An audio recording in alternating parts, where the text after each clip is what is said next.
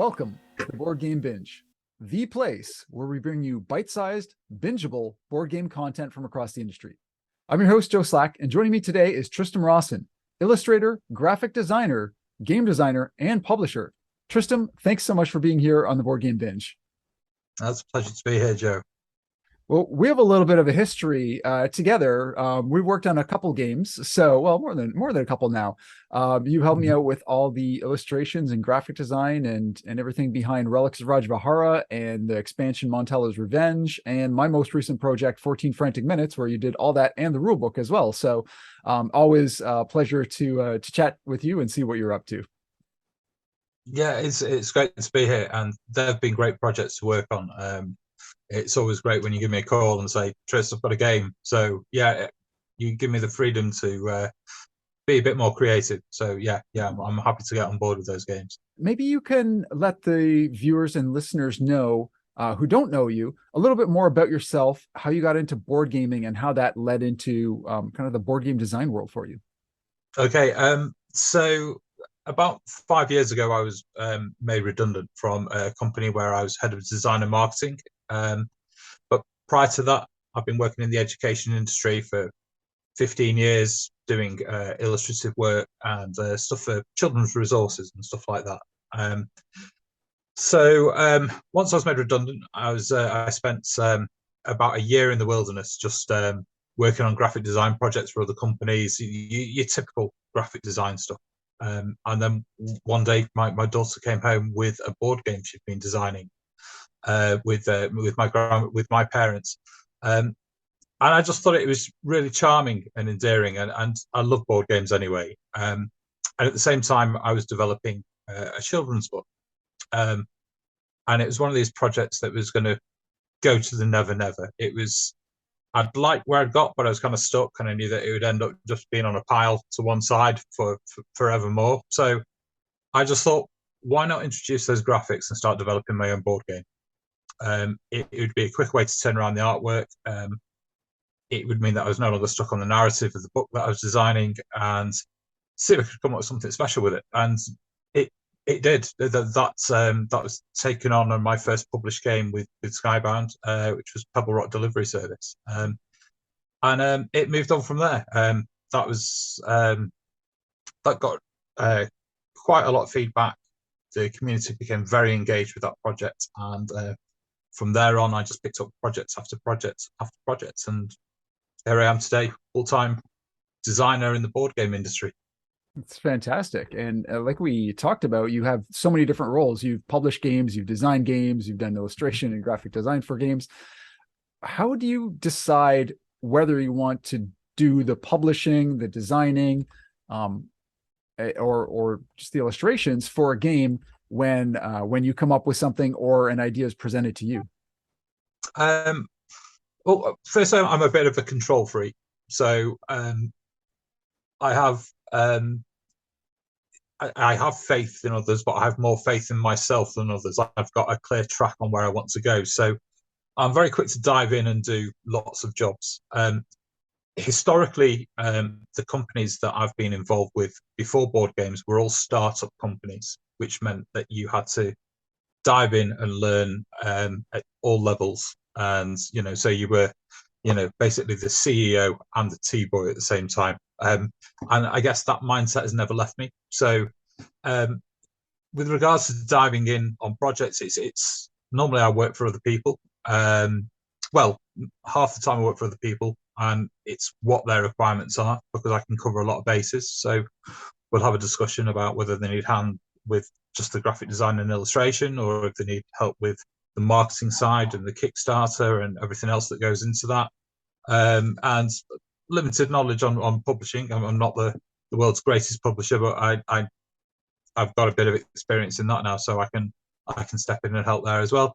So I guess it's just down to experience and skill set. I'm available to do those jobs, and invariably, if you can source them in one place, being myself, then that's what happens a lot of the time when I'm working with other people.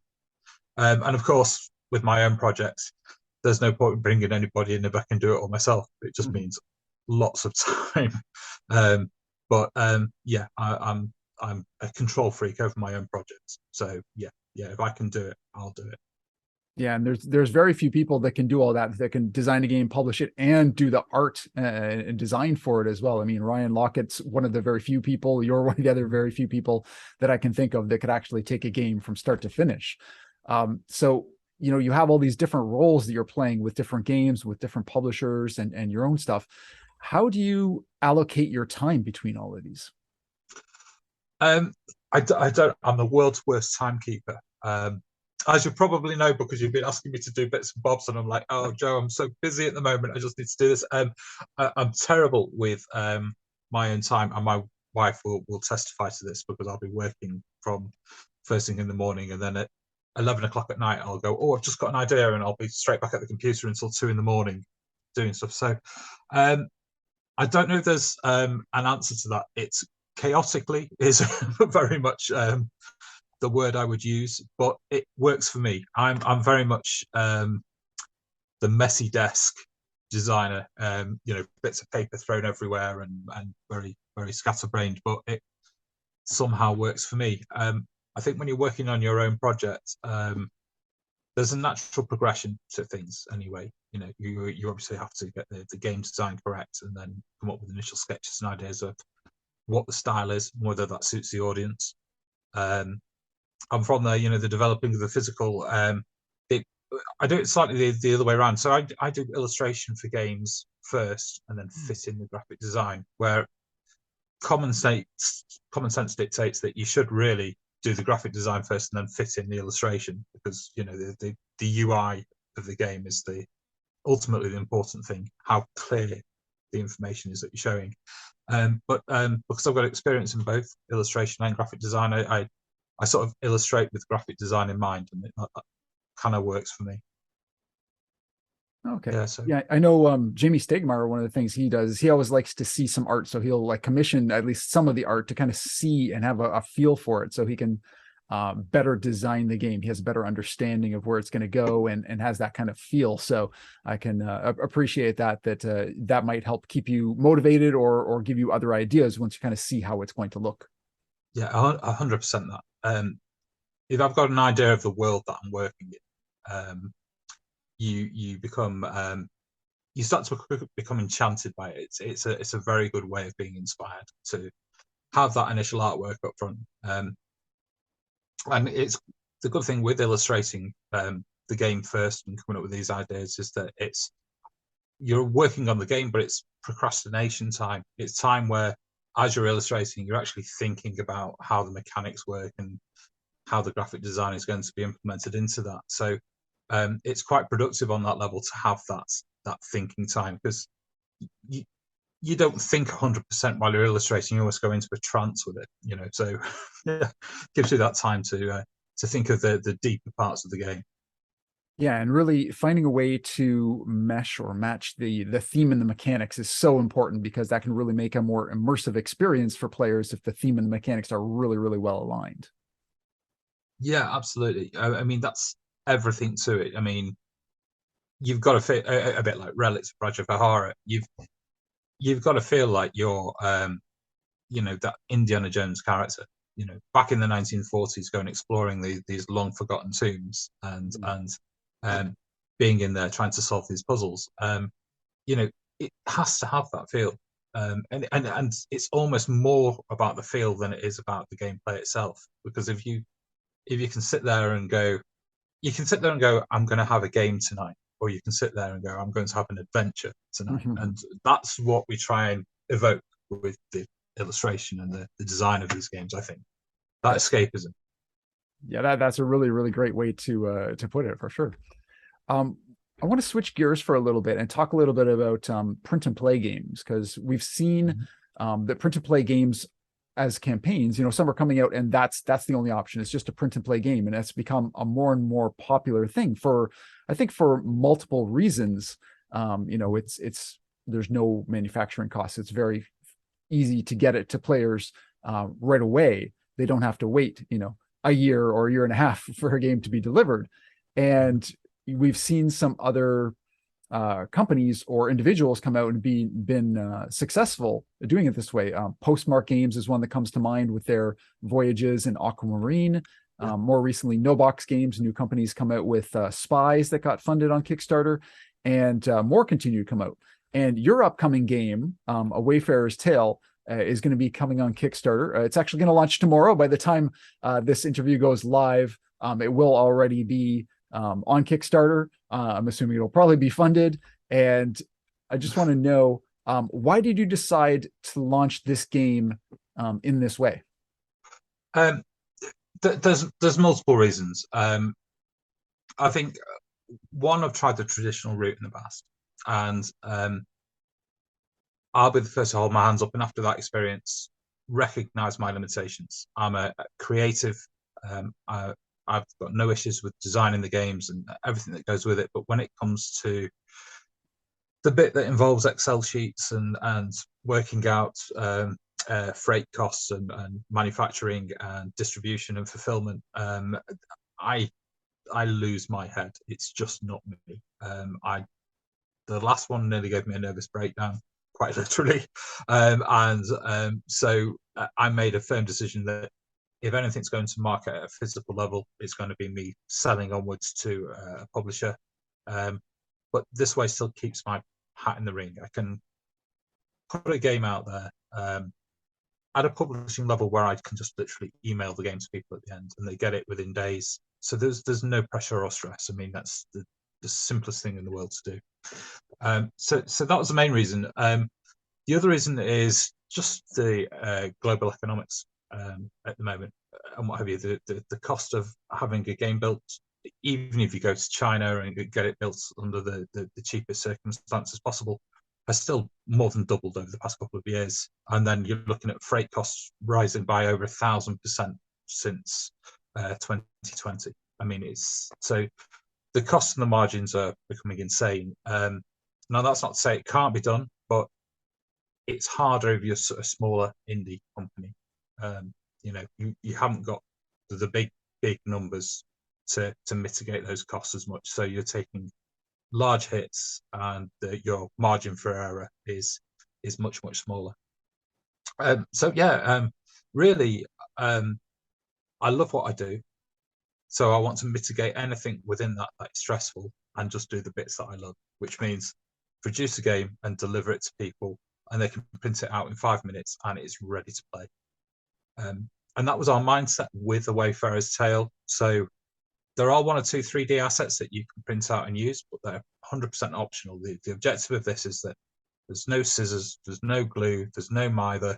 You literally print off the pages and that's it. The game is there in front of you and you're playing it 5 minutes after you've received the files. So there's a double level. It's easy for me and it's easy for anybody that buys into the game as well. That's great. And I mean, you brought up some really good points there. One of them being you recognize after having published a game all the things that go into it. And there are some things in there that you don't have either the skill set or the urge to do again because it wasn't your thing. And I think that that's a really important thing. And I think it's really good that people try different things. And they might discover they're really good at something or they really enjoy something, but other times you're going to discover, no, this is not me. This is not something I want to do again. It was a big headache, and then realize what you want to really focus on. And I think a lot of people just, will put their game up on Kickstarter or somewhere else, not realizing exactly how much of involvement they're going to have to be getting into with manufacturing and fulfillment and freight shipping. And that there's so many moving parts. That it's no longer game design. It's a completely different thing. So it's fantastic that you've had the opportunity to try it and then recognize what you want to do and what you don't want to focus your time on, and really focus on those things. Yeah, I mean, that's not to say never. From the point of view that while I am where I am, which is a solo board game company, I am the company, So from that perspective, I cover everything. So if this gets bigger, if it expands, if I get people on board, then I can get other people to take on those responsibilities, and I'd be more than happy to look at physical games. But right now, in my current circumstance, I'm quite happy with print and play, and I think it's got a bigger future now. Anyway, I think people recognise the things I've just mentioned, because those additional costs are a burden for the backer. You're paying a lot more for ship. Well, shipping's generally more than the games these days. Mhm.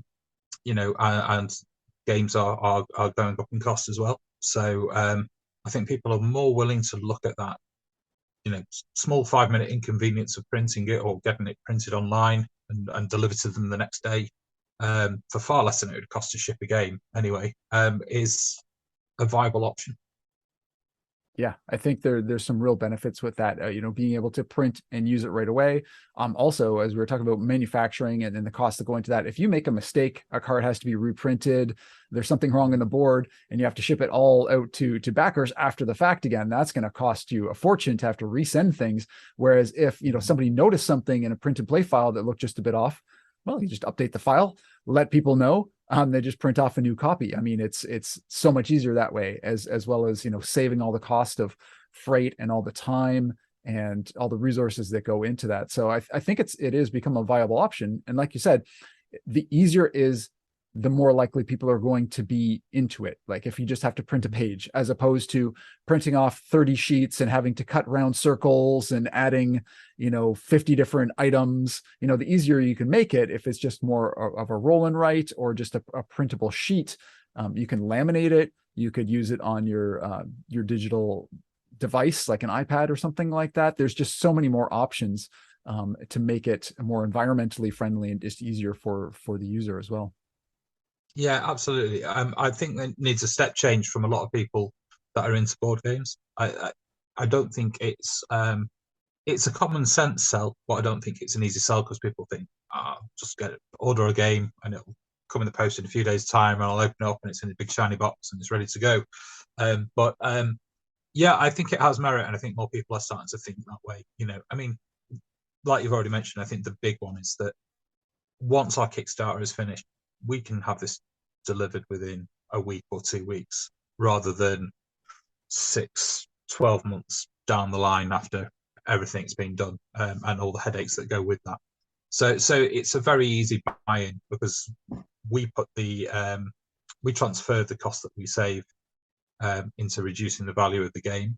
So you're talking the price of a cup of coffee. A trip to Starbucks is your entry level for this game. And you get it within 2 weeks of the Kickstarter ending. So we're hoping with this that those are very low barriers. So it's almost, people will look at the projects, and if they have an inkling that they're going to like it, because that price point is so low, they'll just go, well, what the hell? It's $5. It's worth the risk, because it's such low entry. So, but we'll see. Yeah, that's absolutely true. It's a really low entry point. I mean, people are willing to take that. It's almost more of an impulse buy. You're going to spend $4 or $5 on something. Much easier to do that than say, do I want to spend $100 on a game with all these minis, and maybe it's going to be another 50 for shipping, and maybe that'll go up. Who knows? That could always change. So maybe you can tell us a little bit about A Wayfarer's Tale. How does the game play? Tell us a little bit about it. Okay, so it's a roll and write, but we've tried to step away from the normal roll and write tropes. So roll and writes are historically quite famous for being very much luck orientated dice chucking games, and the dice chucking is very much still in there. But the objective of the game is that you're given a series of islands, which are in the form of maps, and your objective on the map is to explore the island and visit all the towns. And it's the first person to do that, although you can also be played solo, is the winner. But what you have that makes it different is that you have a series of companions, and you have a companion sheet. And these companions specialize in different types of terrain. So you'll have an adventurer that can travel into jungles and mountains, and you'll have a coachman that can travel across grasslands and what have you. So they all have different skills, and they all have different ways of activating those skills. So on one of them, it might be that you have to roll higher than the dice roll that you rolled before in order to activate them. So it's constantly going up, and it therefore becomes harder to use. Others have a grid mechanics where you have to fill out a grid, but within that grid there are um, rewards like treasure to find, but there's also monsters in there that lower your score. You've got to fight the monster and take a negative um, result for that and what have you. So, but what the beauty of it is that it becomes a very thinky game as you move along, because you have a limited amount of companions which can use certain terrains, a map with a certain amount of spaces that you have to traverse. So you have to think carefully about when you're using these characters and where you're going to travel to, and how you use those dice. So it's nice because it has meaningful decisions to make rather than that luck of the dice and what have you that can happen in roll and write. So we're hoping it gives us more of a big box feel than your standard games. And from the reviews we've been getting, we're definitely getting that feedback back that this is much more of a game than your standard roll and write, which has a reputation for being a bit of a 20-minute throwaway, bit of a brain teaser in the evening. It's got more substance to it, and I hope that's sort of recognised as people see the game and look at the reviews moving forwards.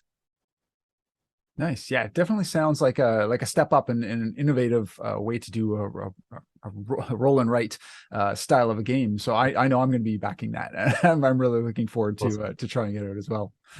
Now I know for this project as well, James Emerson is the designer of the game. Is that right? Yeah. So I've worked with James a couple of times in the past.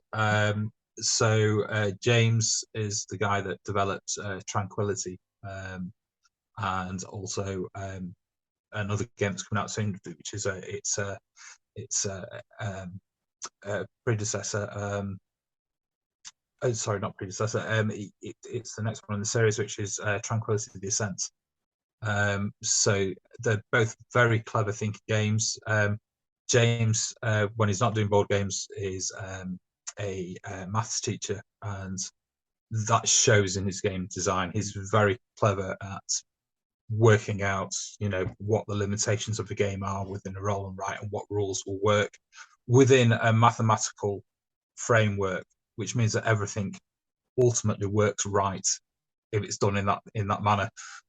So yeah, it's great working with him, I'm very fortunate to have grabbed him this time and in think of me for this game. Yeah. Fantastic. And I noticed that the game is actually under his name on Kickstarter as opposed to Bright Light Games, which is your company. Was there any conscious decision around that, or did you just go ahead and just say, oh, let's build it. We're just doing it together anyways?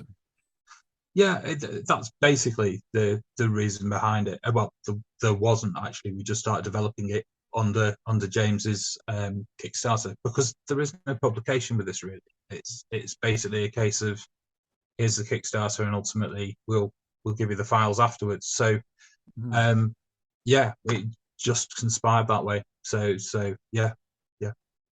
Fantastic. And I know it's going to be going live tomorrow compared to how we're talking now. And you have almost 2,000 followers pre-launch. That's what I saw this morning. How were you able to build up such an audience for this game and so quickly? I think I always put marketing in mind from the very first sketch, the very first idea. So I've been building on this game for the past 6 or 7 months, and within the Facebook communities that are into board games and what have you, I've been posting about the game. I've been asking them about development, asking them questions, and getting people invested in the game. And I think a large part of why I get relatively high numbers. I mean, it's not like the real big players, but it's good numbers. It is because people know about the game and they've been following it, and maybe somebody's seen a piece of the artwork and said, that's quite good, but I think it'd be better if that cake was in blue. And I've taken that on board and done it. And the minute I do something like that, it's kind of, I did that. I'm invested. I'll buy into this game. This guy listens. So yeah, I take the community very seriously, and I listen to what they say and take on board what their suggestions and what have you. And I think that's a big part of our marketing strategy. I mean, there's standard marketing going on in the background. as well. So with that, I'm throwing money into Facebook ads and stuff like that. Not huge numbers, but just enough to keep it ticking over. So there's the standard routes as well. I've been writing blogs about it, information as to why we've made a decision to go into print and play, blogs about the making of the game, and how we've done that. So just keeping people invested and interested really has been the way to do it. And it just, I guess, just try and be a nice guy about it, really. you know, don't. A lot of people like to hide what they're doing. That it's going to be stolen. It's got to be top secret, and we'll tell you about the game a week before it's about to launch. And I'm the opposite. I'm show everyone, and it seems to work. Seems to work for me. Yeah, and I think that's a really good approach. Showing your work, letting people know how it's coming along, and like you said, you're sharing this with other people, and you're getting their insights. When somebody says, "Oh, I think," like you said, that that cape should be a different color, or maybe that shadowing should be a little different. These little minor suggestions, and you say, "Yeah, you know what, that makes total sense." And then you come back and you have another image. Oh, I listened to what you said, and what do you think of this? And people be like, "Wow, okay, like you're actually listening. You're not just posting it up there.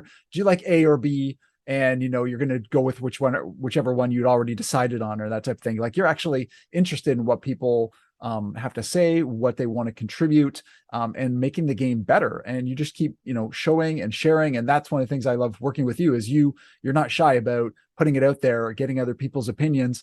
And I mean, it also serves to get people interested when they're seeing something come to life, from an early sketch to something that's colored in to fully developed, and then see how it all comes in as part of the game. It really can draw people in. So glad to see that you're doing that. Are there any other approaches that you've taken along those lines that you found to be super effective?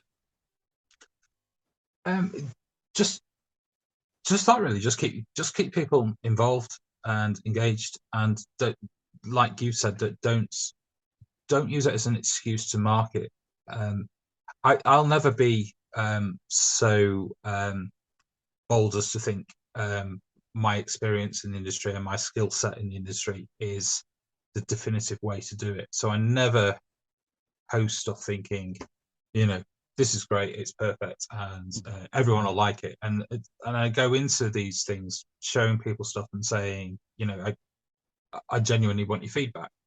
Now, I mean, that doesn't mean that I take on board every bit of feedback. Sometimes I think people are wrong, or it can get a bit nitpicky about things that don't really matter that much. But every now and then I'll get these golden nuggets of suggestions and ideas that completely change what I'm doing, but improve it tenfold. So yeah, that's just the route I take. It's very organic, my marketing strategy, because it's not really born out of marketing. It's born out of the fact that I work from home alone. I've got nobody here to be a sounding board, or to I can't just turn around and go, "Hey, I've done this. What do you think of this?" So the wider community out there that I correspond with are my design team, so to speak. Yeah, it's very much a game design mindset as well. I mean, that's the way you make a game better as a game designer too, is not just going out there saying, "Oh, this is the best it can be. My game's perfect," but to put it in front of other people. And like I said, you'll get all sorts of different feedback. And sometimes it'll be conflicting. Some people will say, "I want this," and then some people say, "I want the opposite." So you can't go those different routes. You ultimately have to make the decision. But sometimes you'll get those little pieces of feedback. It's like, yeah, that really makes sense. That's going to make this game better, whether it's more visually appealing or the gameplay or whatever goes along with it. So it's great to be open to those other insights. So I think we're going to wrap up here, but is there anything else you want to share about A Wayfarer's Tale that we didn't talk about yet? No, but did I mention it's brilliant and you should go out and get it, because it's just £5, which is roughly, with the exchange rate now, especially, that's roughly $5. So yeah, especially it's especially worth getting at the moment, definitely. Fantastic. So look for A Wayfarer's Tale on Kickstarter, launching November 10th. Is that correct? Yeah, that's right. So it's 4 p.m. GMT. So that's going to be early in the morning, on the other side of the pond, so to speak. So yeah, it should be firing up at, I think it's 8 or 9 o'clock in the morning. Excellent. So by the time this interview is live, it'll already be live on there, probably funded and going crazy and going viral. So get in on it while you can. And remember, you can get that game right away. It'll be, you don't have to wait for a year for manufacturing and shipping. So if it appeals to you, make sure to check it out. So Tris, thanks so much for being part of Board Game Binge. And it was great talking to you. Yeah, you too, Joe. Thanks for having me.